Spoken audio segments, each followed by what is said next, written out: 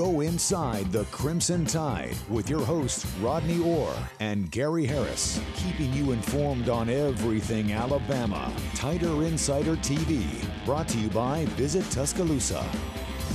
And hello again, everybody, and welcome into the latest edition of Tider Insider TV, as you heard, brought to you by Visit Tuscaloosa. Go to visittuscaloosa.com. Alongside Rodney Orr from TiderInsider.com, I'm WVUA 23 Sports Director Gary Harris, and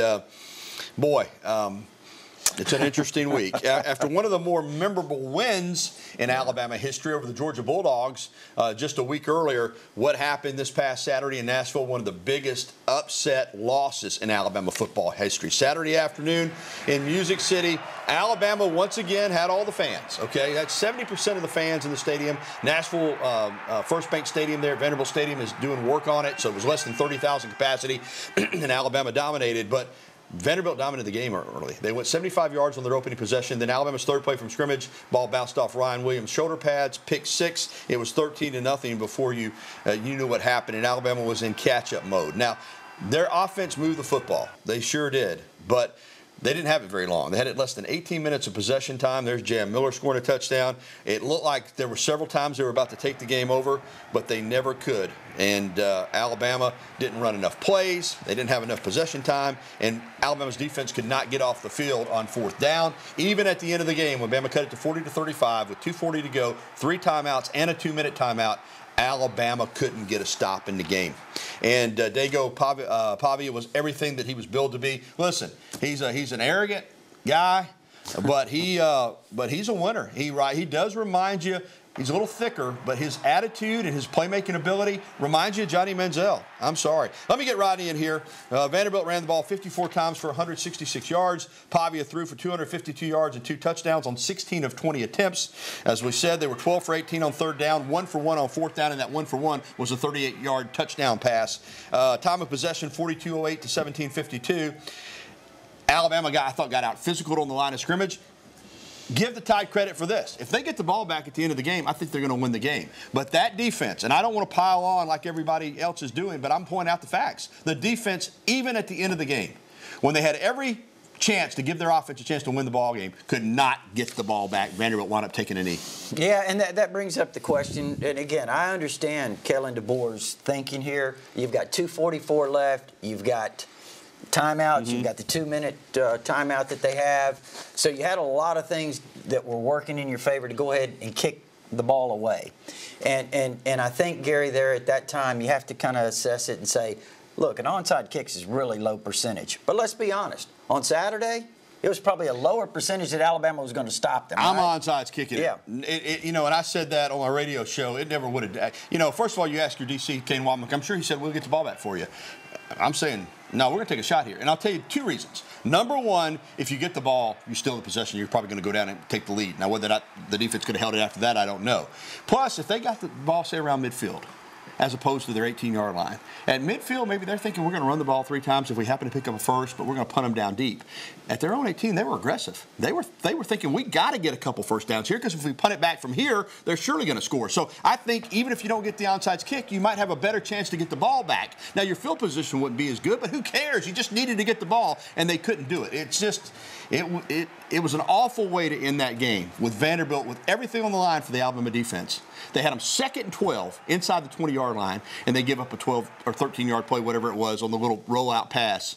And Malachi Moore was in coverage and didn't get to the guy and was so far behind him, in fact, he couldn't tackle him, so he ran it for the first down. And then they got another first down. And might have gotten one after that. I can't remember. Look, I think this too, Gary. I mean, I know this is a small thought, but you know what? If you know it's easy to say this in hindsight, right? But if you know in hindsight, if you knew it then, maybe you don't defer the second half kickoff. You take the ball, you score, you always stay a score ahead, right? I mean, because Alabama's playing from behind. But again, that's hindsight. Yeah, listen. But it is true. If Alabama had gotten the lead, it's a different Vanderbilt team. Vanderbilt played from out front. We said the whole way they never were behind in the game. And I've given them a lot of credit, and I'll continue to give them a lot of credit. At the same time, this is still a team, regardless of what we're saying about them now, that lost to Georgia State from the Sun Belt, okay? They lost that game. They lost at Missouri, even though Missouri was undefeated at the time. We saw Missouri get handled. So, and they're going to lose some more games. You know, I always talk about this. It's one thing to beat Alabama. We've seen other teams. So what are you going to do with it? Will they go to Kentucky and win on Saturday night? I have my doubts. I do think they're a much better team. But still, this is a game when you're the #1 team in the country and you've won 23 in a row against this team and you're 40-year winning streak and you're a first-year head coach at Alabama. Yeah, you drop a game. This is not the one you want to drop. Well, it's not. And again, I'll say this. We talked about this last week. This is a different Vanderbilt team. They had 53 new players from last year. They had 22 graduate players.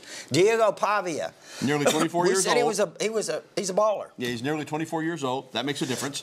They brought in Jerry Kill as head coach. They brought in Beck as offensive coordinator. They are a different team, but at the same time. And you look at the schedule in the preseason, this is when nobody had Alabama losing. All right, emotions are running high, especially for that defense. They were frustrated. They couldn't get off the field. They did at times get embarrassed. And Malachi Moore showed those emotions full speed. He threw out his mouthpiece. He kicked the ball after it had been spotted. He refused to come off the field when they tried to send a sub in for him. And you know, Rodney, it's a bad look for a guy who is a fifth-year player and a captain on your team. And he did apologize to the fans and his teammates yesterday. He apologized again today for his comments. And it's just one of those things that is not a good look. This is Malachi Moore talking about his emotions and how he got calmed down and who helped him get calmed down in the heat of the moment.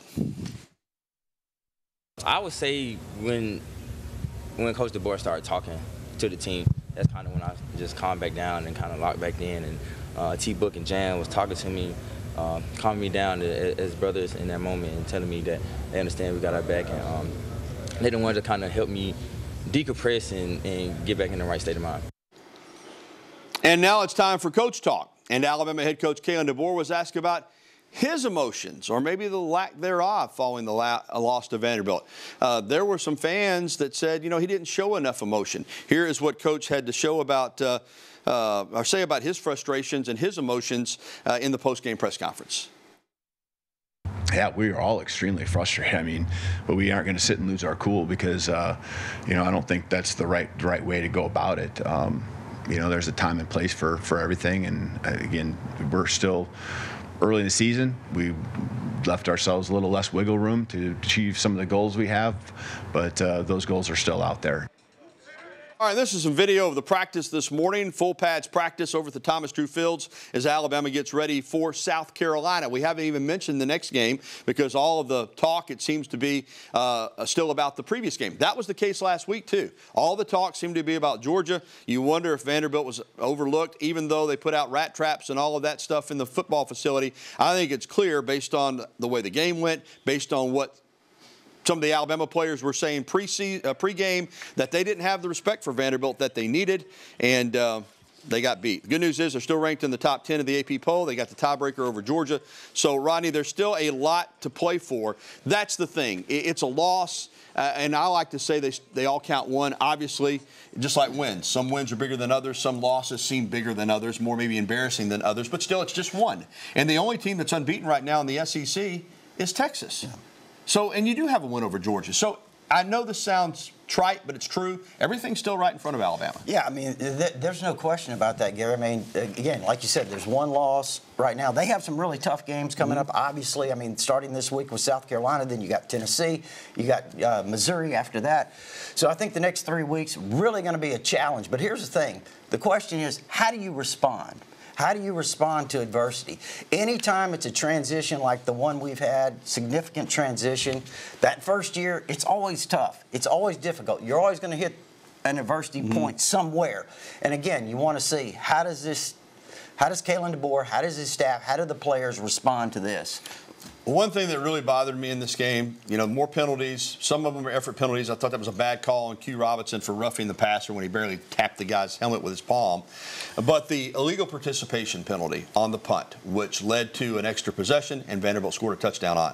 Inexcusable. They barely avoided it the week before. They had to take a timeout. Ryan Williams wears number 2. If he's going to go back and catch the punt, and you've got Xavier Brown, who also wears number 2 on punt return game, how does that happen? You got You got analysts, you got coaches, you got special teams guys, people on the field, people on the sidelines. That's inexcusable to me. That should never happen. It's happened to other staffs as well, but that is the worst penalty of the game because that's completely on the coaching staff. Well, I think it may have been the turning point of the game. Yeah. I mean, I think Alabama, they stopped them after 5 plays. Then they get the punt. Yeah. They get the ball back. Vanderbilt does. They go 12 more plays. Yeah. Had a couple of other penalties in there. You mentioned Q Robinson. So those were really big plays in the game. That's a 17-play drive. It takes a lot out of your defense. Totally avoidable, too. Yeah. And again, if you're going to give out a lot of these guys to wear duplicate numbers, that just can't happen. All right. Some more news. Alabama defensive tackle Jeheim Oatis announced last night that he will redshirt this season and enter the transfer portal. Oatis started 13 games in his first 2 seasons with the Crimson Tide. Showed a lot of promise. Quick thought, Rodney. I thought going into this year, he lost the weight. He didn't participate much in spring and was banged up, but still, very talented guy. But he's going to be out of here at the end of the season. And again, there's a lot of different kind of views on this. That Jeheim really maybe didn't. He could have put forth a little more effort, I think, over the last year or so. I know he was injured. I know he had some challenges, Gary. He's a big-time player. He's a big-time player if he wants to be. And you're probably going to play against him. Possibly. I don't know if he'll be on the schedule. I'm pretty sure going to be in the SEC next season. Well, still to come on Tider Insider Television, Alabama men's basketball will honor its Final Four squad from last season. This coming Friday night, they'll do something that they've never been able to do before. And we'll preview Alabama football's next opponent. That's right, they do play Saturday here at home against the South Carolina Gamecocks. And now listen, after losing to Vanderbilt, there's no more gimmies. This is a South Carolina team that wore out Kentucky and should have beat LSU. They're capable. We'll have that. And a little bit later on, we're going to be getting your phone calls, your emails, and your tweets. As always, that phone number, 205-348-WVUA. That's 348-9882. Or you can email us at TITV@WVUA23.com. We'll be right back with the only show that takes you inside the Crimson Tide, Tider Insider TV.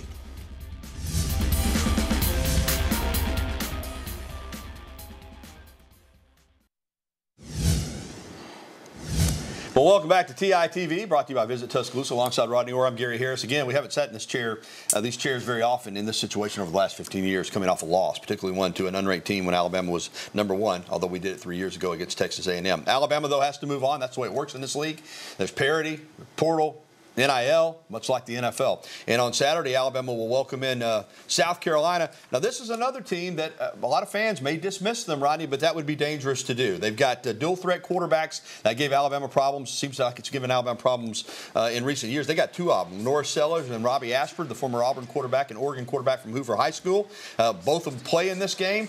They wore out Kentucky and Lexington and should have beaten LSU. So if you're not ready to go again, I don't care if it's a home game or not. You could be in trouble again. You could be. Look, like you said, they're talented. They don't throw the ball extremely well. You mentioned the dual-threat quarterbacks that they have. They're, just as I say that, you see them hit a nice crossing route. Yeah, they're very talented. Defensively, Gary, they have a strong front 4. They're really strong against the run. They only give up 111 yards rushing. Do give up a little bit more on the passing end of it, but they're coming off an embarrassing loss. They feel like at home 27-3 to Ole Miss. They've got a little bit to prove. Yeah, so they're going to be in a bad mood, too. Alabama's a 21-point favorite in this game. Our predictions are coming up later on. All right, let's move on to basketball. The Crimson Tide will have its Final Four banner reveal on Friday night at 8:30. This is something that's never happened because Alabama had never been to a Final Four. $10 are tickets. Fans will be treated to a 3-point contest, a dunk contest, a live interview between Nate Oates and the voice of the Crimson Tide, Chris Stewart, and it'll be capped off with a scrimmage. The first 2,000 fans in attendance will receive a replica banner and Final Four poster. Alabama is projected to have a top 3 team in the country this year, returning 5 of their players from last year's team while bringing in the #3 recruiting class and also bringing in some key transfers as well. Well, still to come on TITV, we'll take you around the NFL to see how former Bama players are doing. They light it up every Sunday. Our Bama in the NFL segment's coming up, and we'll be taking your phone calls, emails, and tweets. Again, the phone number there on your screen. I know a lot of people can't watch us over the air, but if you're watching on the app or watching on our live stream at our website, 205-348-9882 is the number. We also received several emails because I think a lot of people understand now that we're not viewed everywhere, so they've been sending in more emails. We'll get to emails and phone calls next here on TITV.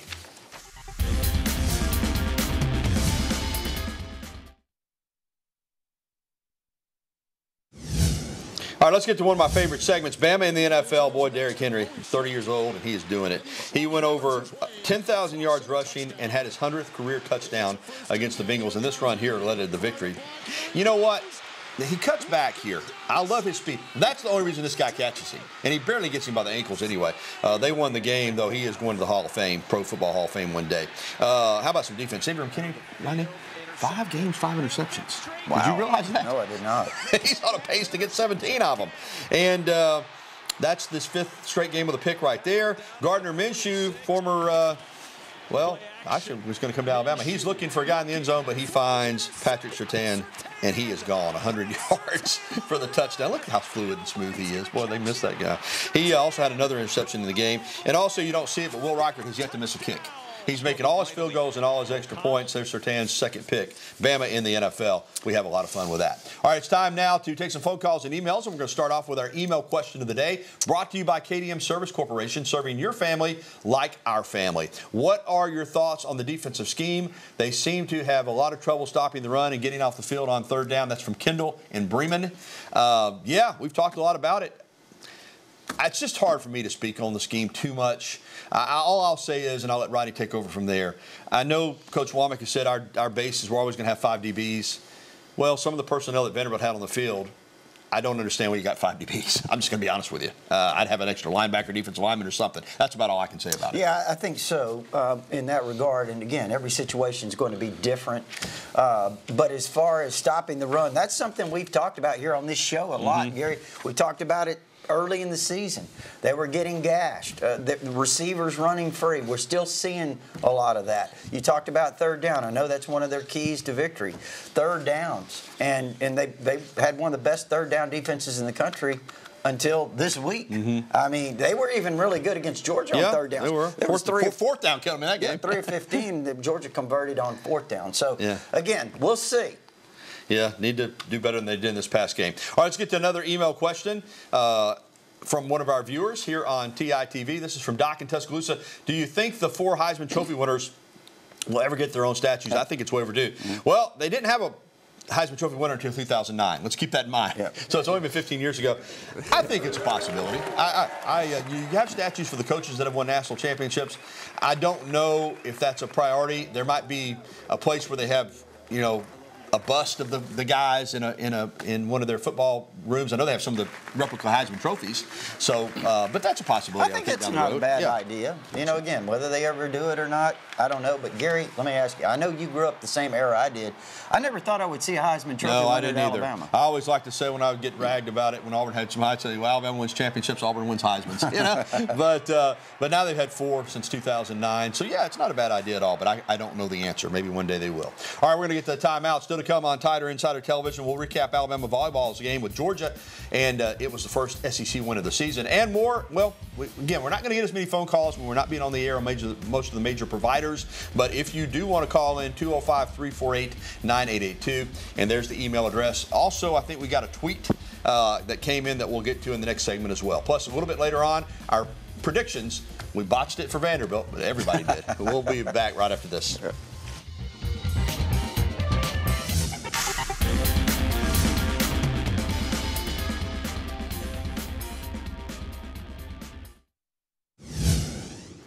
What a rally for Alabama volleyball on Sunday. Down to Georgia, the Crimson Tide came back to win it in 5 sets. It's their first SEC win of the year and their first SEC match win since November 25th of last year. Alabama's on the road this week as they play Missouri on Friday at 7 in Columbia and Arkansas at 3 on Sunday in Fayetteville. So that won't be a bad little trip from Missouri to Arkansas for the weekend. Big win for Rashinda Reed as the team improves to 9-5 overall and 1-2 in the SEC. Welcome back to TITV with Rodney Orr. I'm Gary Harris. Let's get back to our emails or tweets or whatever it is that we have in terms of question from one of our viewers, and we'll get right to it. And it is this is a tweet from Go-Eyed Stan, who watches religiously. Will Kane Womack's swarm defense be effective against the remaining 6 SEC opponents? This, again, is the big topic. We've already addressed it a little bit. Let's just say this. And I think there's actually 7 opponents still, but they'll need to be. Yes, they will. If they're going to have the kind of year they want to have, they're going to have to be more effective than they were on Saturday. The good news is I don't know that they'll see another offense like this. Let's hope they play like they did in the first half against Georgia, right? I mean, and even in the second half against Georgia, people forget, with 5 minutes left in the third quarter, it was still a 30-7 ball game. They hadn't played that poorly. Things fell apart. So, yeah, I think you're going to see more traditional type offenses. Vanderbilt does so many different things. It's an odd offense. It's a very difficult offense to prepare for in 3 days. We're going to see a lot more traditional offenses down the stretch. I do want to say this because there's so much discussion about the defense, and I did feel like the offense played well. But let's not forget, Jalen had a pick six. There were some opportunities where they punted, and I do think that they ran the ball effectively when they ran it, but they can play better too. You know, the offense can be more productive. Again, the idea is to score, so I'm not going to be one of these that say, well, they need to slow it down. No, if you got a chance to score, you score. But it's complementary football, and I think there's some things the offense can do in terms of running the football some, maybe extending their drives a little bit longer. Well, I mean, you talked about it. Even Coach DeBoer mentioned a loss is a team loss. Yeah, I mean, right. you had the special teams issues. You had other issues on the team. All right, we're going to take a timeout, and when we come back, we're going to have news on Eddie Conyers, everybody's favorite practice official at Alabama, and our predictions. We're going to let you know how we think the South Carolina game will turn out. We'll do that next here on TITV.